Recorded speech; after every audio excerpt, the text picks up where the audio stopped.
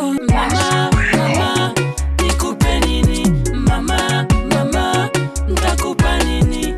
Nikupe nini mama ngunanga? C'est Isabelle Florence Kouka. En fait, je suis journaliste sportive. Et voilà, et en dehors de ça, je suis aussi parmi les activistes de droits de la femme et de la jeune fille. Mama, mama, nikupe nini? Mama, mama, nitakupa nini? Nikupe nini mama ngunanga? Dans le parcours, je pense que tu parles de parcours professionnel. Il n'est pas aussi simple que ça. Après que j'ai fini mes études secondaires, j'ai opté pour les sciences de l'information et de la communication. Et comme déjà, dès les bas âges, je m'exerçais, je participais beaucoup à des émissions avec des enfants et tout. C'est ainsi que je n'ai pas attendu la fin de mes études pour commencer ma carrière.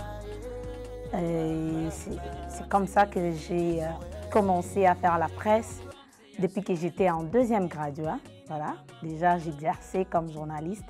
Mama, mama, nikupe nini? Mama, mama, nitakupa nini?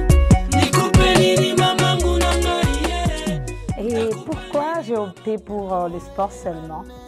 Parce que, au fait, ma passion était de faire quelque chose que tout le monde ne peut pas faire. Quelque chose qui n'est pas fait par tout le monde, qui n'est pas fait de la même manière que tout le monde, voilà un peu. Alors, mon souci était de faire le journalisme d'investigation et sans se voiler des faces. Les dossiers de Dupont et son collègue m'a un peu déséquilibré. Et ça m'a laissé un peu dans le désarroi. Je me disais, alors qu'est-ce que je vais faire? Parce que je ne voulais pas faire la presse un peu générale comme tout le monde. Et c'est ainsi que je croisais un certain Herbert Chibanda, qui est un grand sportif que beaucoup de sportifs congolais connaissent. C'est un analyste sportif qui m'a encadré, qui m'a boosté afin que je devienne aujourd'hui la journaliste sportive que beaucoup connaissent. Alors c'est comme ça que j'ai commencé à faire la presse sportive. Et cela ne m'a pas empêché de continuer mes études. Je les ai continuées, toujours en cycle, sciences de l'information et de la communication, bien sûr. Et alors, j'ai fini mon premier cycle, le graduat. Bon, je ne me suis pas limitée, je fais quand même ma communication des organisations. Et là, je n'ai pas aussi baissé mes bras en sport, je continuais. S'il faut faire une petite histoire, j'ai commencé ma carrière à Mbuji-Mayi, au Kasai oriental. Et là, j'ai commencé par couvrir des petits événements comme le championnat local, la première, la deuxième division. J'ai commencé à couvrir la Lina Foot, la Ligue nationale du football. Et aujourd'hui, je suis fière de dire aux téléspectateurs de Wangu que cela m'a donné la confiance à moi-même, que je suis arrivée aujourd'hui à couvrir la Ligue des champions de la CAF, la Coupe de la Confédération et pourquoi pas les éliminatoires de la Coupe du Monde où prennent part notre pays, la République démocratique du Congo. Ça me fait du joie de me voir en train d'aller un peu petit à petit vers mon objectif ou vers... Mama, mama, nikupe nini? Mama, mama, nitakupa nini? L'expérience n'est pas vraiment très bonne, il faut être endurante. Parce qu'il y en a qui ont commencé presque avant ou après nous, qui se sont découragés ou qui ont quitté du sport vers le général.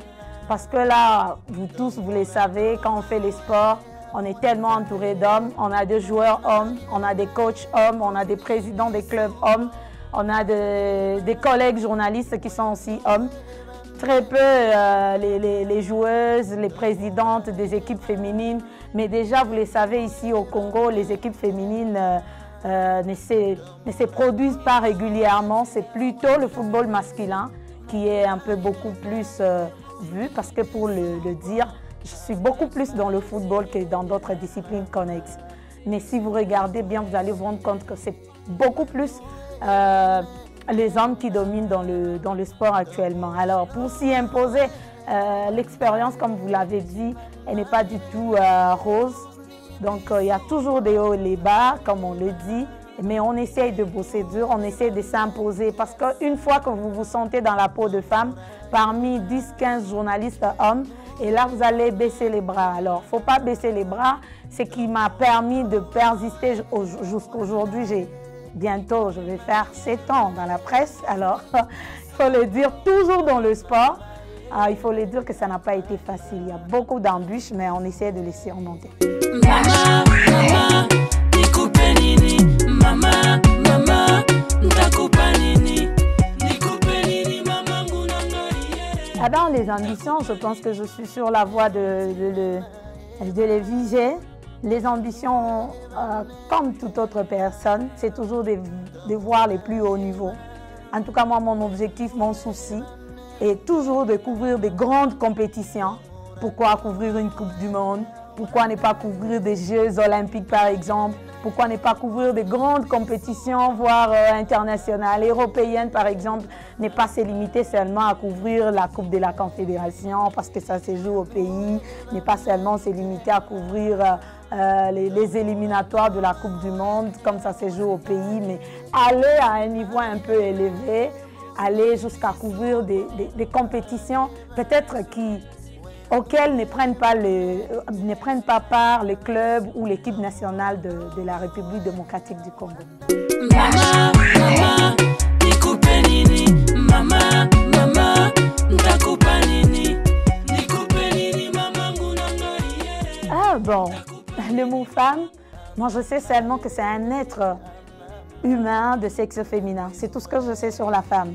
Parce que je ne vois pas la femme totalement différente de l'homme, sinon que sur le plan sexuel. Ils ont seulement 2 sexes différents, c'est tout. C'est tout ce que je trouve moi comme différence parce que tel qu'un homme peut me filmer, tel que moi aussi je peux le filmer. Tel qu'un homme joue au foot, tel que moi aussi je joue au foot. Heureusement, moi j'ai aussi joué au foot dès les bas âges, tu vois. Donc ça veut dire que moi, selon mon appréciation, femme, homme, c'est vraiment la même chose, hormis seulement le plan où il y a un sexe féminin et un sexe masculin. Donc quand on dit homme-femme, c'est presque la même chose, hormis ce plan-là sexuel. Mais peut-être que ceux qui pensent aller au-delà, parler des épouses, époux, mari, femme et tout ça, et là au moins on pourra parler d'un autre angle. Mais sur le plan général, femme, c'est seulement un être humain, mais qui a un sexe féminin, c'est tout. Mama, mama, nikupe nini? Mama, mama, nitakupa nini? Nikupe nini, mama, ngunanga. C'est un thème très bien choisi, mais qui ne doit pas dorloter les femmes.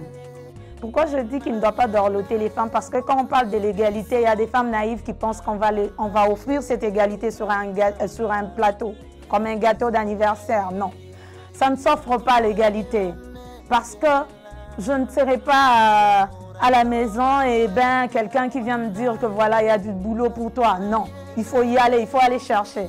Alors cette égalité que nous cherchons, c'est genre on est à l'école, on bosse, tu es premier aujourd'hui, mais demain moi aussi je suis premier, toi le garçon tu es deuxième. D'ailleurs mon parcours c'est que quand j'étais à l'école, plusieurs fois j'étais un peu plus élevée que les collègues garçons. Ça veut dire qu'il faut bosser. Cette égalité qu'on veut avoir, c'est genre que on est dans une entreprise, on a un directeur général homme, mais demain on doit avoir aussi une directrice générale femme. Mais avoir une directrice générale femme ne doit pas venir du fait que la femme fait des beaux yeux au patron de l'entreprise, mais c'est parce qu'elle se bat, c'est parce qu'elle a des mérites, c'est parce qu'elle arrive à montrer ce qu'elle est. Mama, mama, nikupe nini? Mama, mama, nitakupa nini? Nikupe nini, mama, ngunanga. Nitakupa nini, mama, ngunanga. Donc, en fait, on pense toujours que travailler, c'est seulement être dans une entreprise où on est rémunéré. Mais moi, je dis que c'est un peu réduire très fort le cercle. Parce qu'aujourd'hui, on a des femmes qui ont toutes les compétences, qui ont toutes les capacités, mais qui ont opté de faire ne fût-ce que le rôle de femme. ne fût-ce que le rôle d'épouse. Voilà, j'y arrive. Donc, elle a étudié, elle a son diplôme, elle est très intelligente, mais elle a opté pour être seulement épouse et non être une femme qui travaille, une femme qui est dans une entreprise et autres. Mais il y a des femmes qui ne sont pas dans des entreprises, mais elles-mêmes qui entreprennent. Il y en a beaucoup, on ne peut pas les citer pour ne pas faire leur publicité. Donc, c'est que tu dois trouver ce que tu peux faire. Tu dois prouver ce de quoi tu es capable. Tu as fait la communication. Peut-être que ton mari trouve que le milieu médiatique ne te va pas comme son épouse. Mais tu es capable de te trouver un cabinet en communication. Tu es patronne d'un cabinet en communication et tu engages des gens. Tu es patronne, tu es chez toi. Tu as fait, je ne sais pas, des Sciences Po ou quoi, mais tu peux avoir un cabinet de conseil en politique. Tu es chef, tu es patronne, tu es chez toi. Tu engages des gens. Au fait, être femme et travailler n'enlève en rien le fait d'être épouse. S'il y a des femmes qui pensent que travailler enlève en elles le fait d'être épouse, elles se trompent. Aujourd'hui, on n'est plus à ce siècle où la femme n'avait pas le droit de se mettre dans une chaise. On n'est plus à ce siècle où la femme devrait seulement être à la cuisine, on le dit. Mais la femme doit savoir que la place dans la société. Et cette place, on ne la lui donne pas comme un cadeau. Cette place se mérite. Cette place se gagne. Et quand on dit gagner, ça veut dire tu as bataillé et à la fin de compte, tu as gagné. Tu as obtenu ce de quoi tu t'es battu.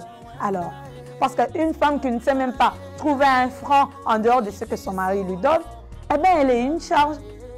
Parce qu'elle sera incapable de faire même des petites économies. Les jours où le mari n'aura pas d'argent, eh bien, elle aussi, elle n'aura pas d'argent. Aujourd'hui, je vais donner un exemple un peu banal.